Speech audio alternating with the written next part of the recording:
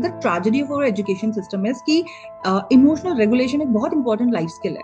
Self awareness is a very important life skill जो schools में ध्यान नहीं दी जाती है. I have heard even very educated people saying this कि हम कोई पागल थोड़ी हैं जो साइकोलॉजिस्ट के पास जाएं. अनफॉर्चुनेटली ये प्योर इग्नोरेंस है.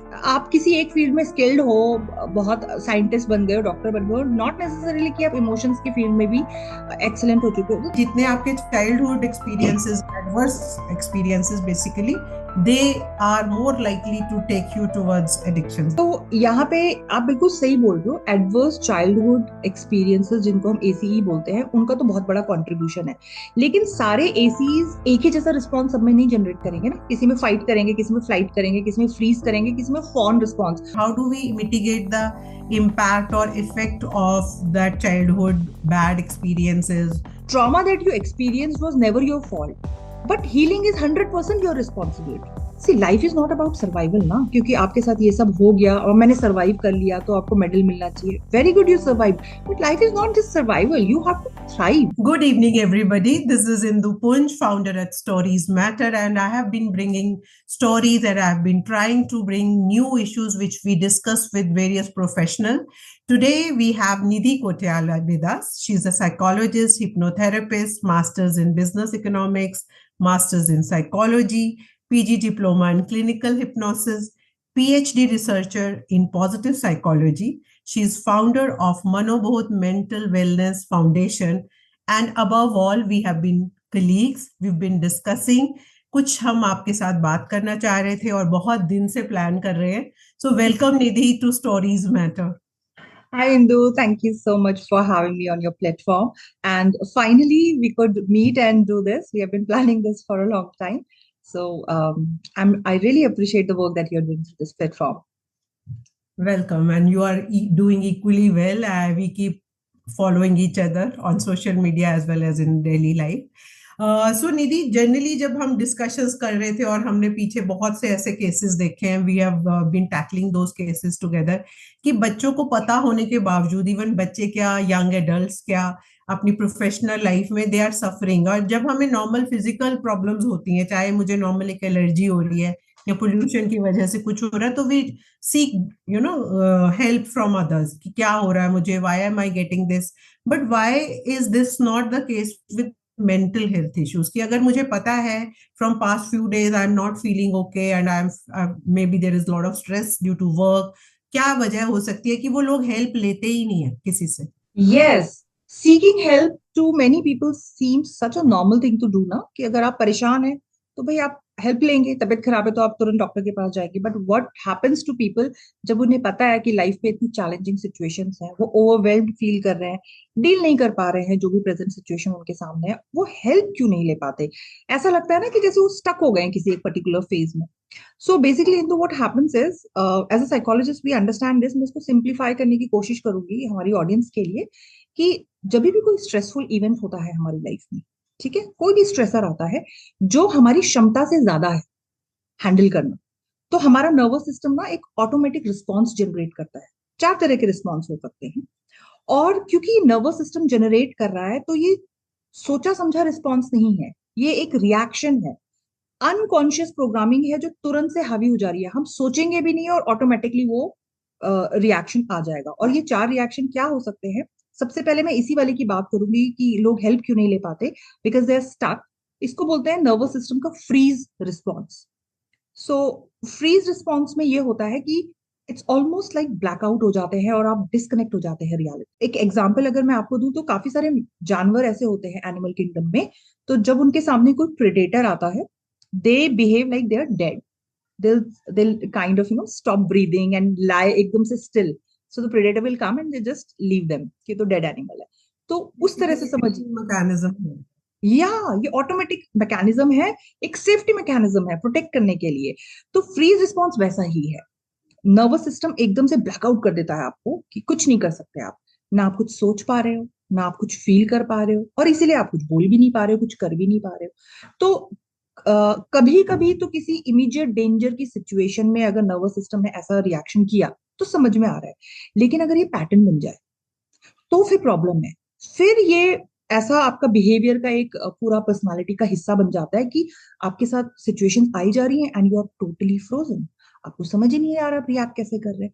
तो बहुत सारे लोग जब इस फ्रीज के लूप में फंसे होते हैं ना, उनके लिए बहुत मुश्किल हो जाता है इन लोग हेल्प सीख करना। हो सकता है रेट्रोस्पेक्ट वो बाद में ओके देखते होंगे पीछे मुड़ के कि अरे ऐसी ऐसी सिचुएशन में व्हाई डिडंट आई से this, why didn't I behave like this, है ना, ऐसा होता है, वो सोचते होंगे।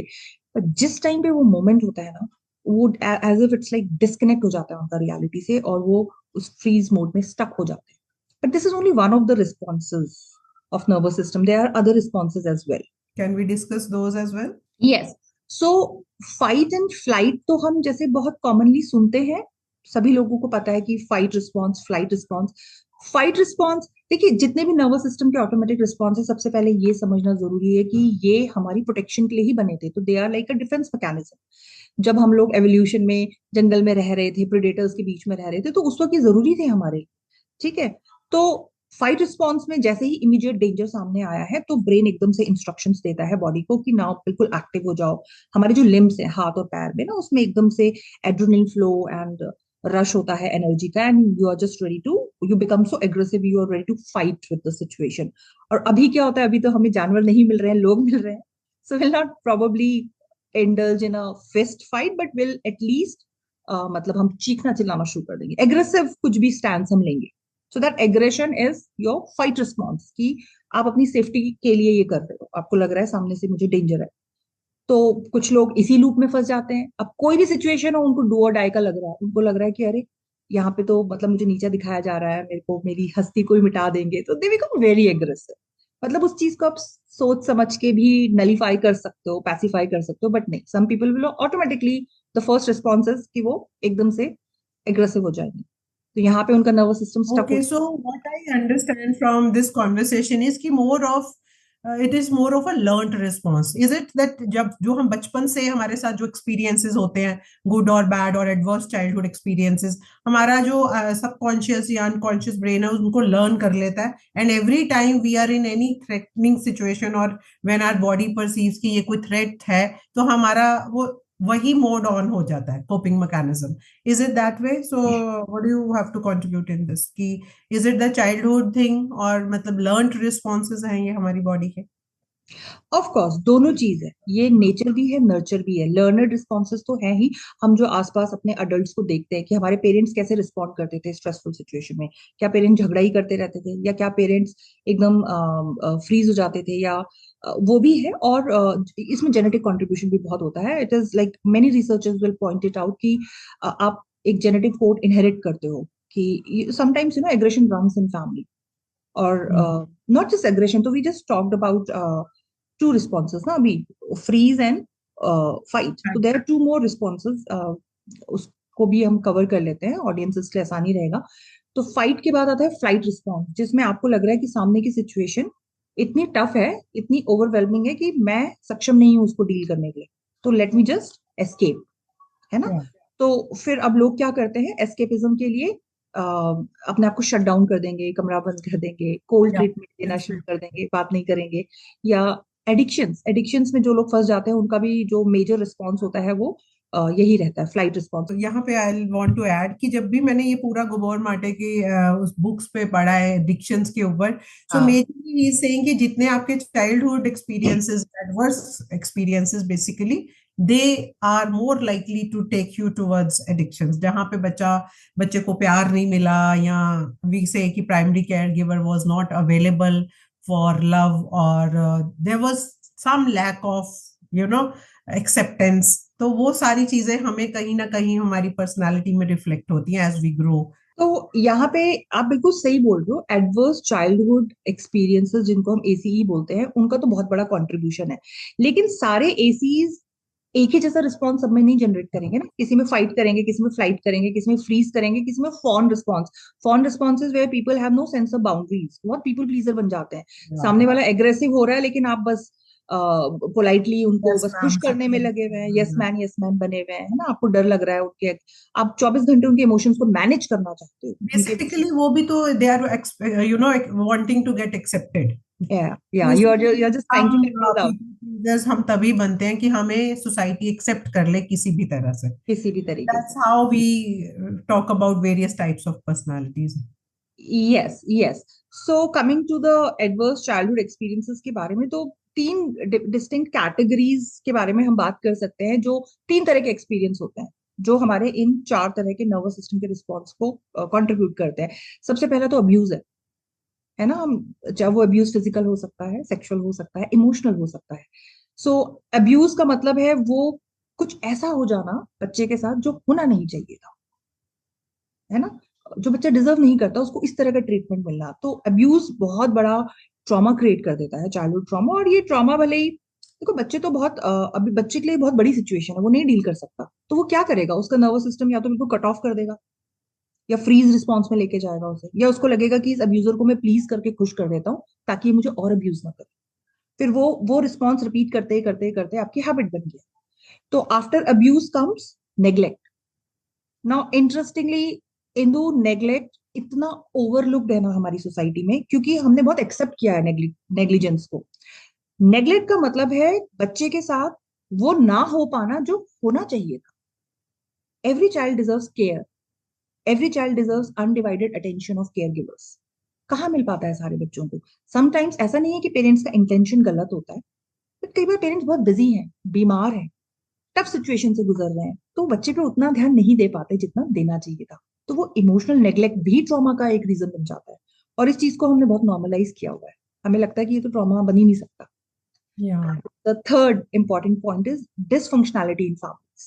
Families are so dysfunctional also ना, around joint families हो या nuclear families हो, कहीं पे husband wife के झगड़े हैं, कहीं पे सास बहू के झगड़े हैं, कहीं पे financial conflict है, कहीं पे divorce हो रहा है, कहीं पे parents mental illness से या किसी और तरह की illness से जूझ रहे हैं, तो वो function dysfunctionality in family will also contribute to some kind of trauma in a child. तो ये तीन distinct categories तो हैं जो contribute करती हैं adverse childhood experiences के लिए. बिल्कुल. तो मैं इसमें थोड़ा सा कुछ ऐड करना चाहूंगी while you were talking about it. इसमें जब हम पेरेंट्स की झगड़ों की बात करते हैं, और उसमें क्या होता है बेसिकली कि आपका जब कॉर्टिसोल लेवल्स इतने हाई हो जाते हैं, पेरेंट्स लड़ रहे हैं एंड बच्चे को नहीं पता इसको कैसे डील करना है, तो उनकी वो ऑन स्विच जो जेनेटिक्स इसमें ग्रोइंग सेल्स हैं या जीन्स हैं वो कभी ऑन ऑफ हो रहे होते हैं, Yeah, which yeah, is they develop all these diseases की बड़े yes. होकर एस्मा हो गया, या आपको स्ट्रेस डिसऑर्डर्स हो रहे हैं, Immune, या कितने भी immune disorders. तो ये सारे आपको हम जो कहने की कोशिश कर रहे हैं dear parents, it is basically कि जब during these growing years how important it is to have conducive environment at home. So ये जो हमें प्रॉब्लम्स हम बड़ों में देखते हैं वो उसी दिन से नहीं होती, वो उसका पीछे पूरा रूट कॉज है. So which is what we are trying to bring to our viewers. तो निधि मुझे एक बात बताओ कि अब हम कहते हैं जी ये मेरे साथ ये हुआ, जनरली बच्चों को होता है कि बचपन में मेरे साथ ये हुआ, my mother was like this, my father was abusive, और you can have a drunkard father. तो ये तो हम कहते हैं कि आपकी स्टोरी का पार्ट हो गया, दिस हैज ऑलरेडी हैपेंड. अब आगे इस ट्रॉमा से मूव कैसे करें, how do we mitigate the impact और effect of that childhood bad experiences, those experiences which have led to my present scenario. तो उस सब के लिए हमें क्या करना चाहिए? यहाँ पे ना पर्सनल रिस्पॉन्सिबिलिटी बहुत बड़ी चीज होती है इंदु. वो कहा जाता है ना कि trauma that you experience was never your fault, but healing is 100% your responsibility, है हम्म. ना. फिर यहाँ पे लोग ये आर्ग्यूमेंट दे सकते हैं कि बट अब हो गया, मुझे तो ये भी नहीं पता कि मुझे हीलिंग की जरूरत है कि नहीं. इसके भी बहुत क्लियर मार्कर्स है. देखिए थेरेपी रूम में जो लोग आ रहे हैं ना, क्लियर मार्कर्स होते हैं. आपके इंटरपर्सनल रिलेशनशिप्स डिस्टर्ब हो रहे हैं कि नहीं हो रहे हैं, ये आपको बता देगा. आपको एंजाइटी, मतलब बेवजह की घबराहट वगैरह, है ना, एक स्टार्टल इफेक्ट होता है जिसमें थोड़ी सी भी तेज आवाज आती है तो इंसान एकदम से भौचक चौंक जाता है. वो स्टार्टल इफेक्ट. अगर आपको ये साइन, अगर आपको स्ट्रेस के साइन हो रहे हैं, मुंह सूख रहा है, हाथ कांप रहे हैं, सांसें बहुत तेज चल फोबियाज रही हैं, हैं. फोबियाज है, पैनिक अटैक हो रहा है ना, हम्म. और कुछ और किसी भी तरह का और भी मेंटल डिसऑर्डर है, तो यहाँ पे अगर आपको इस तरह के कोई इश्यूज आ रहे हैं, एंड इवन समटाइम्स आपका जो, see life is not about survival ना, क्योंकि आपके साथ ये सब हो गया और मैंने सर्वाइव कर लिया तो आपको मेडल मिलना चाहिए, very good you survive, but life is not just survival, you have to thrive. Growth भी तो होनी चाहिए ना. तो आपको आपकी लाइफ की डायरेक्शन बता देगी कि आपने ट्रॉमास को ओवरकम किया है कि नहीं किया, अगर आप ग्रोथ ओरिएंटेड है ना, अगर आप अपनी लाइफ को मीनिंग एंड पर्पस के साथ जी रहे हैं, हम्म, अगर आपके इंटरपर्सनल रिलेशनशिप सेटिस्फाइंग है, अगर आप कंट्रीब्यूट कर पा रहे हैं सोसाइटी को, then very good. then maybe you have healed yourself. पर अगर आपको लग रहा है इनमें से कोई भी चीज lacking है और आप constantly survival mode में है, then I think it is an alarm that there is something unresolved. You might be aware of it, you might not be aware of it. Suppressed form में हो सकता है, but the body is giving you sign. Your environment around you is giving that signals. So that is your responsibility to heal. Yes, तो इसमें मैं यही कहूंगी कि जब हम अपने आसपास वाले जो आपके बारे में बात कर रहे हैं, जो आपके बार बार जो हो रहा है और आपको हर बार लग रहा है कि where is it, where am I going wrong, तो I think it is time to self introspect कि कहाँ पे मुझे अपने ऊपर काम करने की आवश्यकता है। अगर कहते हैं ना गाड़ी में से भी बार बार आवाज आ रही है तो हम सुनते हैं प्रॉब्लम इंजन में है, कि मुझे गियर बॉक्स चेंज करना है, कि ऑयल चेंज करने वाले हैं, आपकी बॉडी भी वो सिग्नल्स देने लगती है। आपके रिलेशनशिप्स में एज इन अगर बहुत ज्यादा हर जगह कॉन्फ्लिक्ट हो रही है और हर जगह ही आपको कम्युनिकेशन इश्यूज हैं, रिलेशनशिप इश्यूज हैं, एडजस्टमेंट इश्यूज हैं, तो somewhere we need to see कि where do I need to change my course of action and how do I do it, do I need external help. तो यहाँ पे ये जो हमारी एक बैरियर है जो हमने बना रखा है, मेंटल ब्लॉक, कि ये नहीं करना चाहिए, मुझे तो जरूरत नहीं है ये। और बहुत सारे लोग इसको, मैंने सॉरी टू से but I have heard even very educated people saying this कि हम कोई पागल थोड़ी हैं जो साइकोलॉजिस्ट के पास हाँ, जाएं, काउंसलर्स के पास जाएं, उनको फीस देनी पड़ती है। भाई अगर आप पिज्जा खा सकते हो और फिर पेट बढ़ा सकते हो, तो यहाँ से ठीक रहने के लिए, to thrive in life, it is always advisable to seek help and guidance from people who are there to help you in a more professional way where they are not judging you for who you are, isn't it? Exactly यहाँ पे मैं एक चीज और add करना चाहूंगी इंदु, आपने यहाँ पे एक बहुत अच्छा इंपॉर्टेंट पॉइंट निकाला कि sometime very educated people also have this barrier. Why should we seek help, right? So unfortunately ये प्योर इग्नोरेंस है।